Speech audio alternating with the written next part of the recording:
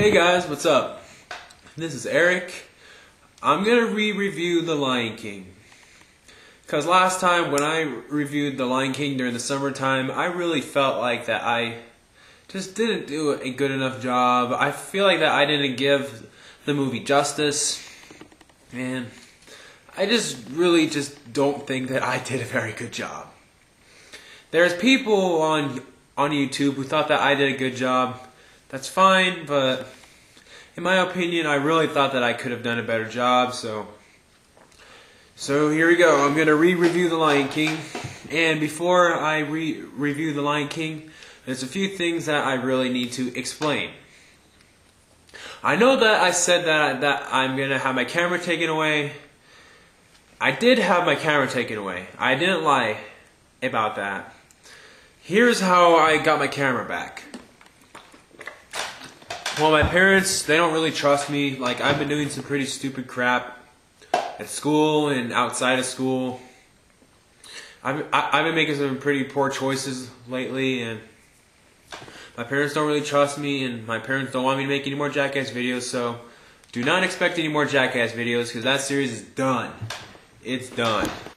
Originally, I was going to have my camera taken away for the whole year, for the whole school year, so alright, the reason how I got my camera back is because I wanted to do my See the Chucky movie review. I really didn't want it to be an audio only review. I wanted the review to kind of be like the nostalgia critic in a way. So yeah, then I had to ask my dad and my mom for my camera back, and they said I can only have my camera back if I don't cuss in my videos anymore, so I can't cuss in my videos anymore. My parents are going to be checking my videos, and sorry, I just can't cuss in my videos anymore, or else, hey, either I cuss in my videos or no more videos from me at all. Anyways, it's time to get to reviewing The Lion King for the second time. You all know that I absolutely love this movie. It's one of my all-time favorites, The Lion King. I just cannot believe that I saw some other people on YouTube who reviewed The Lion King, even a user who I like, Super Godzilla 12. I think it's Super Godzilla 12. But he didn't like The Lion King. And I saw that review by Confused Matthew. They misunderstood The Lion King. Okay, they say, alright, before I explain their complaints, I'm going to explain the plot. I know that there's a whole bunch of people who have seen The Lion King, but I'm going to tell the people who haven't seen the plot of The Lion King. Alright, The Lion King. It takes place in Africa, or I think it's Africa. They really don't explain where it takes place at. There's a king, a lion named Mufasa. He has a son named Simba. There's a presentation of Simba. There's a monkey named Rafiki. He lifts Simba up in the air to show all the animals their future king. And everyone is excited. Everyone except for Scar. Last time in my movie review of The Lion King, I didn't know who voiced Scar. Now I know who voiced Scar. It was Jeremy Irons. If you don't know Jeremy Irons, he was in Die Hard 3, and he was in Aragon. And that's really what else that I know that he was in. So anyways, Scar. Who is Scar? Scar is the villain of The Lion King. Scar is Mufasa's, I think he's his younger brother. I could be wrong. So he's Mufasa's evil brother. Scar is jealous of Simba that he's gonna be king and not Scar. So, what does Scar do?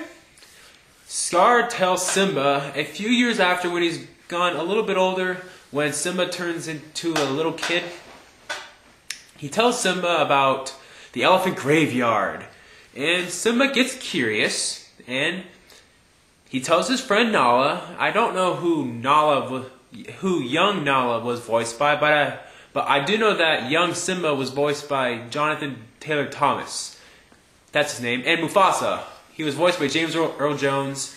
And Zazu, the bird, like pretty much Mufasa's helper, was voiced by Rowan Atkinson. If you don't know who Rowan Atkinson is, he was in Mr. Bean's Holiday, and Rat Race.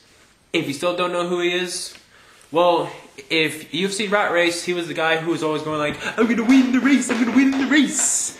Yeah, that was him. Anyways, back to the plot. Scar tells Simba to go to the elephant graveyard, but Mufasa told Simba, don't go to the elephant graveyard. Well, Simba gets curious, and he tells Nala to go with him, but Simba's mom said that they can only go.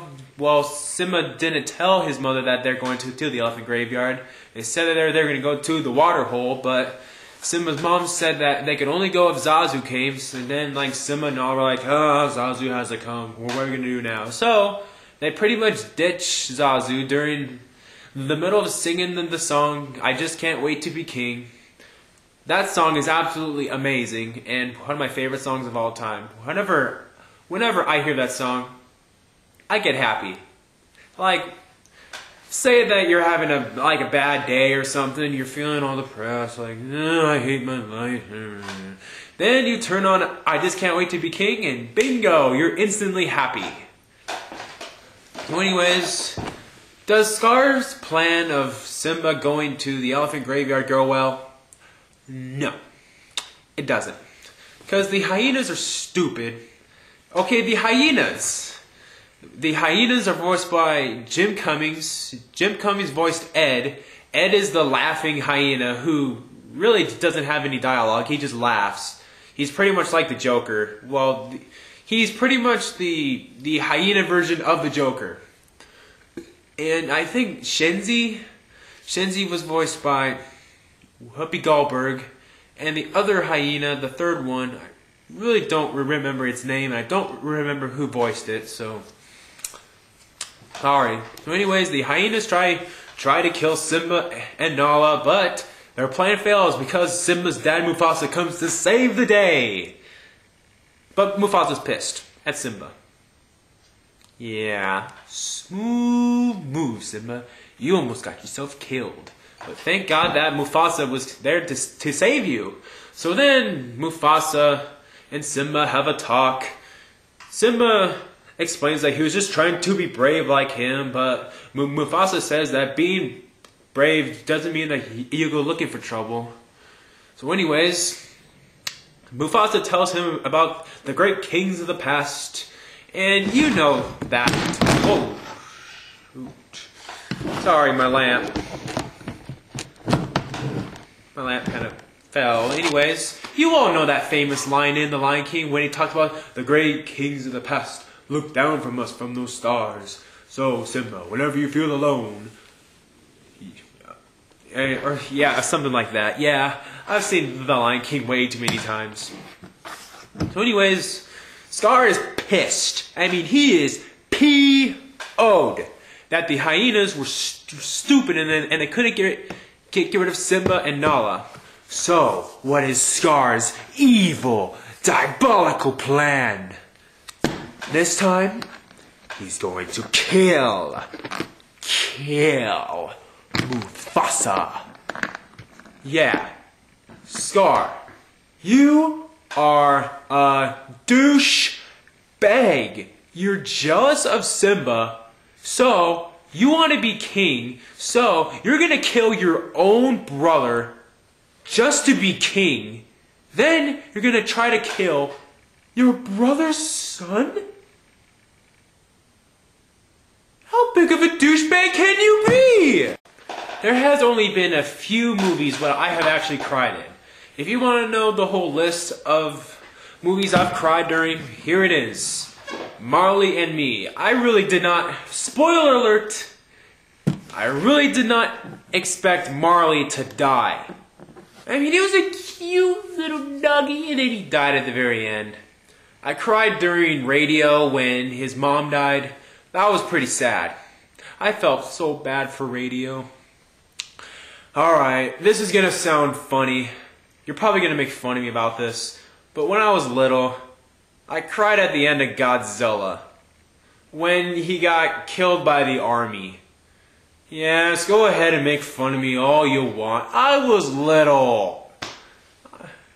I was little. And let's see. And yep, you guessed it. I cried during The Lion King. Yes, I've cried during The Lion King. The part when Mufasa died is one of the saddest movie moments in movie history. But hold up, before I go on with the plot of The Lion King, I really want to mention this thing what Super Godzilla 12 said about The Lion King. He said that young Simba was a douchebag because he is obsessed with being king, and he acted all cocky, but there's a reason to that. I mean, come on. When you were a kid, didn't you ever get excited about going to Chuck E. Cheese or going to Disneyland? I remember when I was little. Yes, I went through a Chuck E. Cheese phase, but that's because I was little. I was little, and Simba was little. He was told that he's going to be king, and he got excited.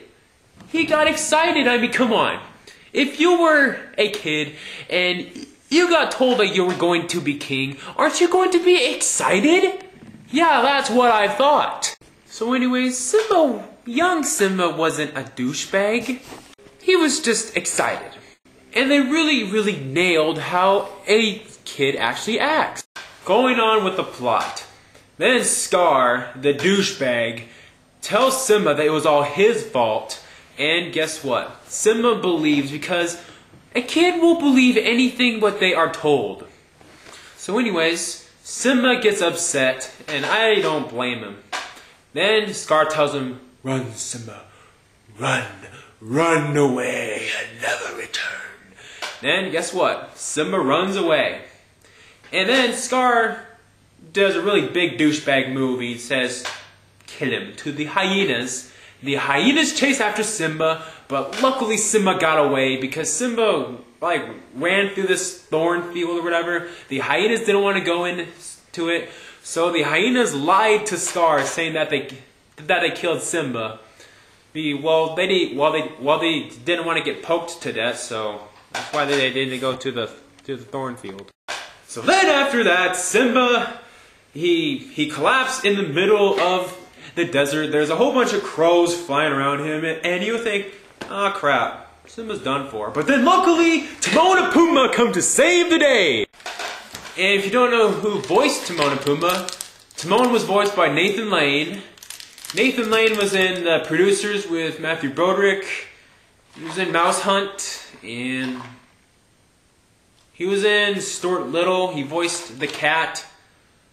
And that's really all what I know that he was in. And Pumbaa was voiced by Ernie Sabella. He was in Lion King 2 and Lion King 1.5. That's really all what else I've seen with Ernie Sabella. And here is another complaint from Super Godzilla 12. He says that, "Oh, Timon and Pumbaa were major douchebags in The Lion King 1. And he says that, "Oh, Hakuna Matata is a song about being a douchebag." Okay. I'm not trying to piss you off, Super Godzilla 12, but since when was Hakuna Matata a song about being a douchebag? The song is about having no worries for the rest of your days. It's our problem-free philosophies, Hakuna Matata. It means here you don't have to worry about anything. It's pretty much like Neverland. Oh, sorry saying that. Neverland from Peter Pan is a douchebag place because you just sit around all day? Yeah, exactly.